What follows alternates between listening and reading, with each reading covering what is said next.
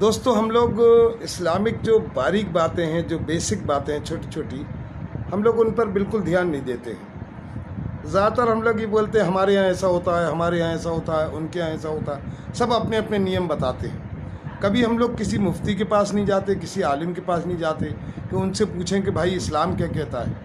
ایک مثال کے طور پہ میں بتاؤں آپ کو کہ جیسے نکاح وکیل جو ہے وہ کون ہونا چاہیے، تو ہم لوگ بحث میں پڑ جاتے ہیں۔ لڑکی والے کہتے ہیں لڑکی والوں کا ہونا چاہیے، کوئی کہتا ہے لڑکے والوں کا ہونا چاہیے، جبکہ اصل بات یہ ہے کہ ہم کو کسی مفتی یا عالم سے یا کسی جانکار انسان سے پوچھنا چاہیے کہ بھائی نکاحی وکیل کون ہونا چاہیے۔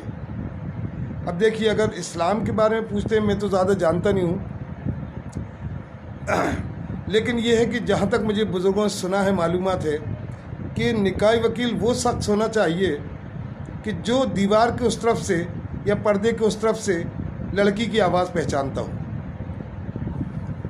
پرانے زمانے میں جب شادی ہوتی تھی تو لڑکی پردے میں بیٹھی ہوتی تھی، اس طرف عورتیں ہوتی تھی، اس طرف آدمی ہوتے تھے۔